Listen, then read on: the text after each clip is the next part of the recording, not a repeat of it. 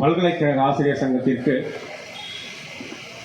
பல ஆண்டுகளாக தக்க ஆலோசனைகளை வழங்கிக் கொண்டு நமக்கு உறுதுணையாக இருந்து கொண்டிருக்கிற ஓய்வு பெற்ற நீதிபதி திரு ஹரி பரந்தாமன் ஐயா அவர்களே, மூத்த தோழர் ஐயா இளங்கோவன் அவர்களே, பல்கலைக்கழக ஆசிரியர் சங்கத்தின் மாநில தலைவர், பொருளாளர், மண்டல கிளை பொறுப்பாளர்கள், உறுப்பினர்கள், நண்பர்கள், ஊடகத்துறை நண்பர்கள், காவல்துறை நண்பர்கள் அனைவருக்கும் காலை வணக்கம். நடைபெற்ற சட்டப்பேரவை கூட்டத்தொடரில் பல்கலைக்கழக சட்ட திருத்தத்தை கொண்டு வருவதாக கூட்டத்தொடர் ஆரம்பிப்பதற்கு 2 தினங்களுக்கு முன்னாடியே நமக்கு செய்தி வந்து உடனடியாக மத்திய செயற்குழு கூடி அக்டோபர் 13ஆம் தேதி அன்றே பத்திரிகை செய்தி அறிவித்து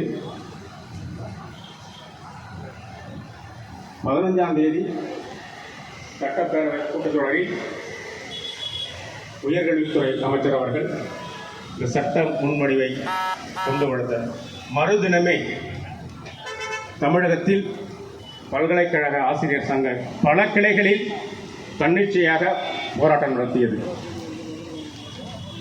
தொடர்ந்து அக்டோபர் 17ஆம் தேதி அந்த சட்டத்தை கொண்டு வந்தவுடன் அக்டோபர் இறுதி நாள் வரை பல கிளைகளில் போராட்டங்கள் தொடர்ந்து நடைபெற்றன. பிறகு தமிழக உயர்கல்வி அமைச்சர் ஒரு அறிக்கை வெளியிட்டார். அதில் இந்த சட்ட திருத்த மசோதாவை திரும்பப் பெறுவதாகவும் மறு பரிசீலனை செய்யப்படும் என்றும் அறிவித்திருந்தார். இருந்தாலும் நமக்கு ஐயப்பாடு இருந்து கொண்டேதான் இருந்தது.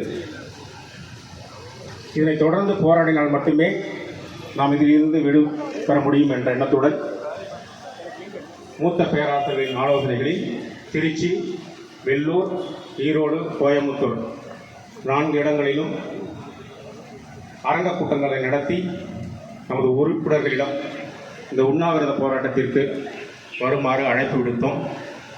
அதன் அடிப்படையில் இன்று நமது 7 மண்டலங்களிலிருந்தும் வெகுவான உறுப்பினர்களும் நண்பர்களும் வந்துள்ளீர்கள். மிக்க நன்றி. இந்த உண்ணாவிரத போராட்டத்தை தொடங்கி விவரித்து பேச உயர்திரு ஓய்வு பெற்ற நீதிபதி ஹரி பரந்தாமன் ஐயா அவர்களை அனைவர் சார்பாகவும் அன்போடு அழைக்கின்றேன்.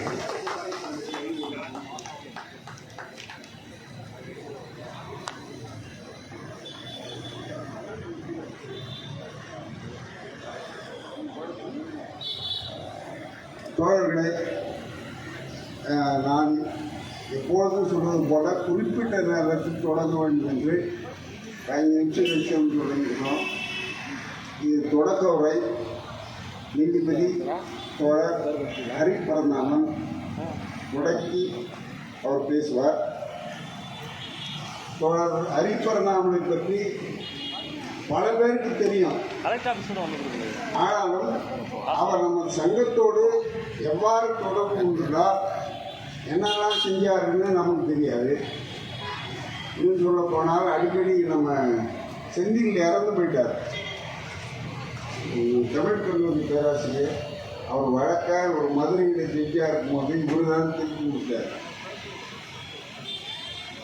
ப்ரேயர் பர்மிஷன் இல்லாமல், ஆர்ஜேடிஸோட பர்மிஷன் இல்லாமல் டெர்மினேஷன் செல்லாது வேலையில் எடுக்கணும், அவர் பணிப்பயன் வரணும், பென்ஷன் கொடுக்கணுங்கிறது அந்த ஒரு வழக்கு பல வழக்குகளில் ஏறக்குறைய எனக்கு 40 ஆண்டு காலமாக சங்கத்தோடு இணைந்து, இன்னும் சொல்ல போனால் மூத்த வழக்குரைஞரும் மூத்த நீதிபதியுமான தோழர் சந்திரு அவர்களோடு இணைந்து அவர் செயலாற்றியவர்.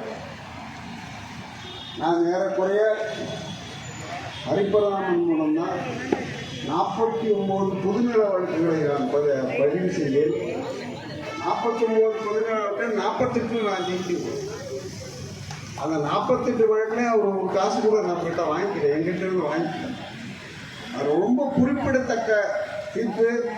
522 ஆதி திராவிடர் பழங்குடியின பணியிடம் பேக்லாக் வேக்கன்சி காலியாக இருக்குது அப்படின்னு 2007 வழக்கு போட்டேன். அந்த வழக்கு எடுத்த நடத்தியவர் அவர் தான். தீர்ப்பு வாங்கி கொடுத்தாங்க. அந்த 522 பேர் எங்கே இருக்காங்கன்னு எனக்கு தெரியாது, அவருக்கும் தெரியும். ஒரே ஒருத்தர் விக்னேஷுங்கிறவன் தான் திருவண்ணாமலை காலேஜுக்கு வருஷா வருஷம் எங்களுக்கு நன்றின்னு வருவான். இது தொடர்ந்து பல்கலைக்கழக ஆசிரியர் சங்கம் பல்வேறு கிளைகளில் வாயில் முழக்கம் போராட்டம் நடத்தியது. உயர்கல்வித்துறை அமைச்சர் அவர்கள் ஒரு அறிக்கை வெளியிட்டார். அந்த அறிக்கையில் இந்த திருத்த சட்ட மசோதா திரும்பப் பெற்றதாகவும் இது மேலும் மறுபரிசீலனைக்கு உட்படுத்தப்படும் என்று அறிவித்துள்ளார். பல்கலைக்கழக ஆசிரியர் சங்கம் தமிழக அரசுக்கு கேட்டுக்கொள்வது என்னவென்றால், எந்தவித மறுபரிசீலனையும் இல்லாமல் இந்த திருத்த சட்ட மசோதாவை முழுவதும் திரும்பப் பெற வேண்டும். மேலும் 2021 வந்த அரசாணையின் 5 படி தமிழகத்தில் உள்ள அரசு கல்லூரி ஆசிரியர்களுக்கு பணி மேம்பாடும் பணப்பயனும் நிலுவைத் தொகையும் முற்றிலும் அளித்திருக்கு. மாறாக அரசு உதவி பெறும் கல்லூரிகளில் பணியாற்றும் ஆசிரியர்களுக்கு பணி மேம்பாடோ பணப்பயனோ நிலுவைத் தொகையோ முற்றிலுமாக தரப்படவில்லை. இந்த 2 கோரிக்கைகளையும் தமிழக அரசு உடனடியாக நிறைவேற்ற வேண்டும் என்று பல்கலைக்கழக ஆசிரியர் சங்கம் கேட்டுக்கொள்கிறோம். இந்த கோரிக்கைகளை நிறைவேற்றுவதில் தாமதமானால் பல்கலைக்கழக ஆசிரியர் சங்கத்தின் மத்திய செயற்குழு ஒன்று கூடி எங்களது அடுத்த கட்ட போராட்டங்களை தொடர்வோம் என்று கேட்டோம். இல்லை, இந்த மசோதா சொல்லும் பொழுது மாணவர்களுக்காக தான் இந்த மசோதா, அதிகமான மாணவர்கள் எண்ணிக்கையில் சேர்க்கைக்காக இல்லை, இந்த மசோதா நிறைவேற்றப்பட்டுவிட்டால் அரசு கல்லூரிகள் தனியார் பல்கலைக்கழக மாற்றப்பட்டுவிட்டால் இடஒதுக்கீடு முற்றிலுமாக அடிபடும்.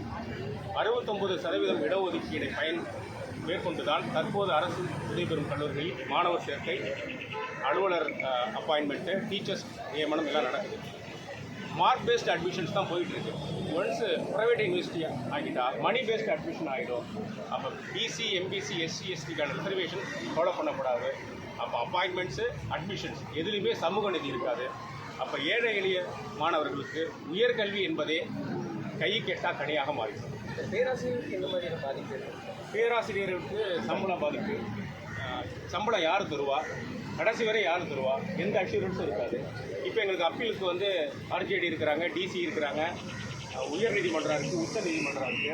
எங்களுக்கு பணி பாதுகாப்பு இல்லைன்னா எங்களால் வெளியில் போக முடியும். ப்ரைவேட் யூனிவர்சிட்டியாக மாற்றிட்டா எங்களுக்கு ஒரு பிரச்சனைனா நான் எங்கே போக முடியும்? மீடியாவுக்கு தான் வர முடியும். எங்களுக்கு ஹையர் அஃபிஷியல்ஸே இருக்க மாட்டாங்க. ஸோ பணி பாதுகாப்பு கேள்விக்குறியாகும். இன்றைக்கி போராட்டம் பண்ணியிருக்கீங்க சார். அடுத்த நம்ம அமைச்சரை நேரடியாக சந்திச்சிங்களா? பெட்டிஷன் மெமரண்டம் கொடுத்துருக்கோம். இமெயில்ஸ் 10,000 இமெயில்ஸ் அனுப்பியிருக்கோம். ப்ரெஸ் ரிலீஸ் கொடுத்துருக்குறோம். ஏகப்பட்ட கோரிக்கை மனுக்கள் கொடுத்துருக்கோம். ஒரு 4 நாட்களுக்குள் எங்களது கோரிக்கைகள் நிறைவேற்றப்படும் என்று நம்புகிறேன். அது சம்பந்தமாக ஒரு அறிக்கையாவது, திருத்த சட்ட மசோதா முற்றிலும் திரும்ப பெற்றது என்ற ஒரு அறிக்கை, தனியார் அரசு உதவி பெறும் கல்லூரி ஆசிரியர்களுக்கும் பணி மேம்பாடு இந்த தேதிக்குள் தரப்படும் என்ற ஒரு அறிக்கை வரும் என்று எதிர்பார்க்கிறோம். இல்லாவிட்டால் தொடர்ந்து எங்களது போராட்டம் அடுத்த வாரத்தில் தொடரும். போராட்ட அறிவிப்பை விரைவில் வெளியிடும். பேர் சொல்லுங்கள். கே. ராஜா, பொதுச் செயலாளர், பல்கலைக்கழக ஆசிரியர் சங்கம், தமிழ்நாடு.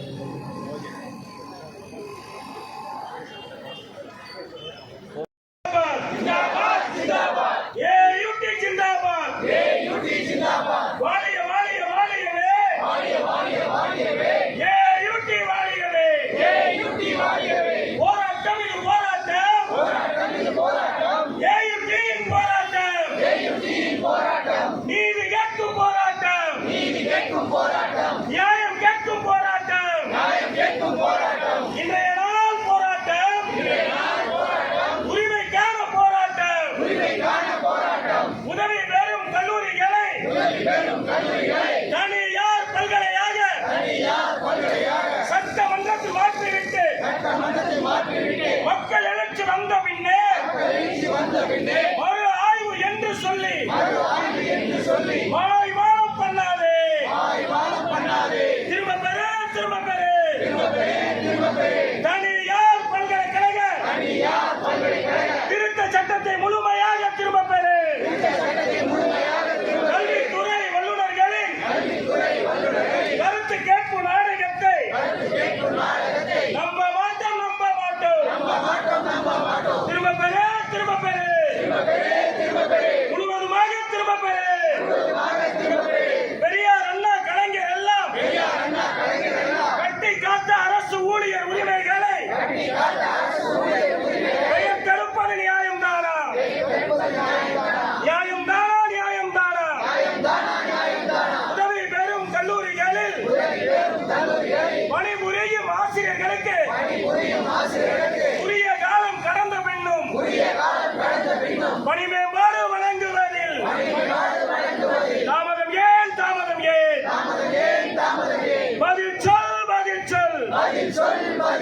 தமிழக அரசே பதில் சொல்.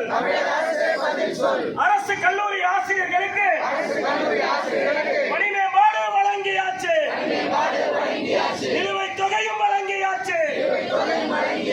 உதவி பெறும் கல்லூரிகளின் ஆசிரியர்களுக்கு மட்டும் ஏன் பணி மேம்பாடு வழங்கவில்லை?